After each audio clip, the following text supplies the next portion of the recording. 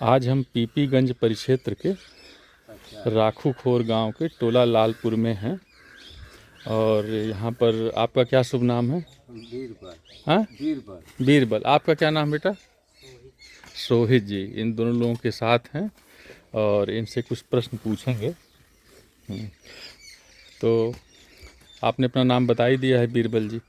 हाँ, आप बताएं आपकी शिक्षा दीक्षा क्या है? कुछ पढ़े हैं? नहीं। कुछ नहीं पढ़े हैं? नहीं। अच्छा, इसी गांव के हैं? हाँ हाँ। अच्छा, इसी गांव के हैं। तो ये बताइए कि आपके घर में बच्चे पढ़ रहे हैं कि नहीं पढ़ रहे हैं? नहीं, बच्चे वही छोट छोट बात पढ़ा ताते और पढ़े मन जाना गुंगा करे स्कूल या मुँह देखे। अच्छा अच्छा नाती हो। अच्छा। और लड़का जो है तो बाहर रहना बम्बई में। वो कितना पढ़े हैं, क्या करते हैं वो? 5 तक पढ़ ले बात है। अच्छा, 5 तक ही पढ़े हैं। अच्छा, तो आप नातियों को नहीं चाहते हैं कि वो आगे पढ़ें? नहीं चाहत का नहीं बात। अच्छा, चाहते हैं जैसे तो। अच्छा, तो ये बताइए कि ये जो सरकार बीजेपी की है इतने दिनों से, पहले और अब में गांव में कोई परिवर्तन हुआ है? कौनो परिवर्तन तो ना देखल जाता, खाली ये सड़क भर देखल जाता परिवर्तन। हाँ, पक्की सड़क भर। अच्छा, और ये जो गांव में अनाज इत्यादि मिलता है उसमें कुछ परिवर्तन है? नहीं, राशन मिला ला। अच्छा, पहले नहीं मिलता था? नहीं। अब मिल रहा है जैसे तो फिर। अच्छा अच्छा। और ये बताइए कि जो आपके बालक हैं कहाँ कमाने गए हैं? बम्बई। तो अगल बगल काम मिलता तो बम्बई नहीं जाते? नहीं। यहाँ काम उपलब्ध नहीं हुआ तो बम्बई गए हैं हाँ जैसे तो हाँ फिर। हाँ। तो ये बताइए अगल बगल काम क्यों उपलब्ध नहीं हो पा रहा है? अब पता नहीं काहे नहीं हो पावता। अच्छा, तो क्या ऐसा हो कि आपको लगे कि काम उपलब्ध हो पा रहा है यहाँ पर?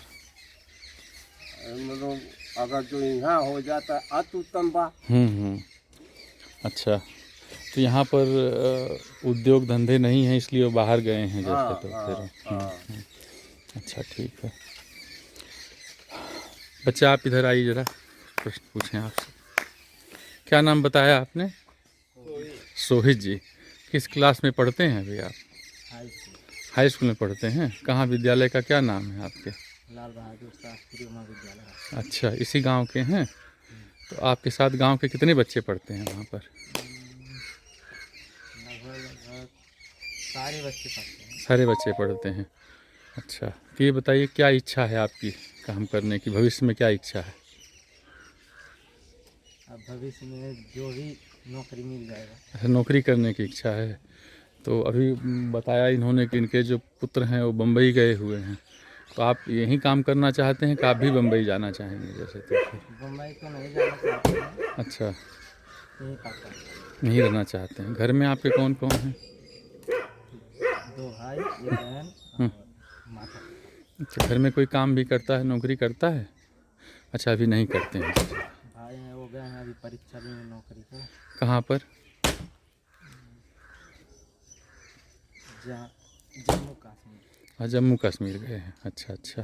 जारी है।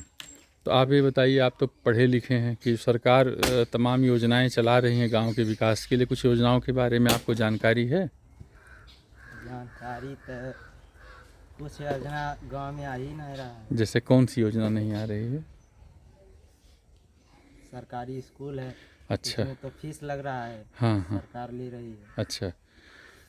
सरकारी स्कूल में 600-700 रुपया महीना फीस लग रहा है। अच्छा, हाई स्कूल में, सरकारी school, primary junior high school में फ़ीस लग रही है? अच्छा, नियम तो नहीं है फ़ीस लगने का। कौन फ़ीस लेता है वहाँ पर? Headmaster, principal. अच्छा, हेडमास्टर फ़ीस ले रहे हैं? उनसे बड़े बाबू लेते हैं। अच्छा, तो सरकारी स्कूल में तो फ़ीस लगने का कोई नियम है नहीं, तो आपने उनसे कहा कभी? हाँ, अधिकारी आए थे, जांच किए थे, तो शिकायत हुआ था। अच्छा। तो 1 से लेकर 8वीं क्लास तक। अच्छा अच्छा। अच्छा अच्छा। 9-10 में लग रहा है। अच्छा अच्छा। तो आपका भी 600 रुपये लग रहा है जैसे। तो प्राइवेट विद्यालय सरकारी है वो? सरकारी है। तो उसमें तो नहीं लगना चाहिए था। लेकिन लग रहा है। अच्छा, ठीक है। तो आप तो अखबार पढ़ना चाहिए ना, क्या योजनाएं हैं क्या योजनाएं नहीं हैं। टाइम नहीं मिलता है। अच्छा, टाइम नहीं मिलता है। अच्छा, फिर भी टाइम निकालिए, पढ़े लिखे लोग हैं तो आप अपने भी जानिए और गांव के लोगों को भी जागरूक करिए, है ना। ठीक है बीरबल जी। और हम चलते हैं ओम जी के पास। और इन्होंने विश्वास दिया है, विषय दिया था कि आश्रम से श्रम की तरफ। तो श्रम की स्थिति आपने देखी यहाँ पर, तो आप इस पे कुछ अपनी टिप्पणी दें। साथियों, विमर्श की इस प्रक्रिया में हम देख रहे हैं पिछले तमाम वार्ताओं के क्रम में, भ्रमण के दौरान हम लोगों ने ये पाया कि स्थितियां तो बदल रही हैं। निश्चित रूप से सरकार की तरफ से अनेक सकारात्मक बदलाव हो रहे हैं, लेकिन ज़मीनी स्तर पर सरकारी परियोजनाएं, सरकार की उपलब्धियां, इनके पहुंचने में कुछ समय लगता है। तो निश्चित रूप से हम कह सकते हैं अभी रिसाव ही हो रहा है। शिक्षा की, प्रखर शिक्षा की आवश्यकता है और सामाजिक क्रांतियों की भी आवश्यकता है। एक ऐसे माहौल की जरूरत है जहां सांगोपांग परिवर्तन की आवश्यकता है, एक नई अनूठी पहल की आवश्यकता है। अभी जब मैंने प्रधानमंत्री जी को ये कहते सुना कि भारत 45 तक विकसित देशों की श्रेणी में आएगा, विकसित होगा, तो एक बार मन में पीड़ा सी हुई। डॉक्टर एपीजे कलाम ने 2020 तक की एक परिकल्पना की थी।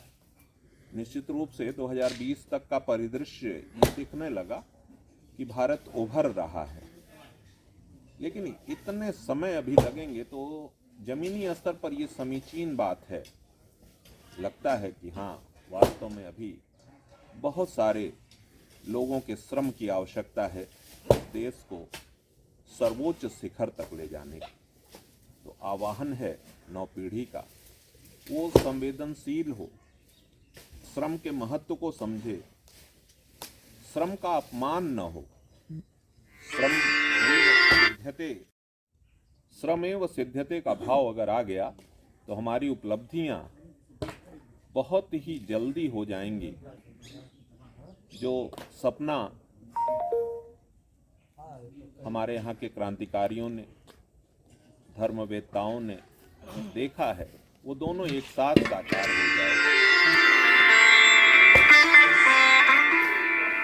भगत सिंह का ड्रीमलैंड और महात्मा गांधी का रामराज्य दोनों एक साथ साकार हो जाएंगे।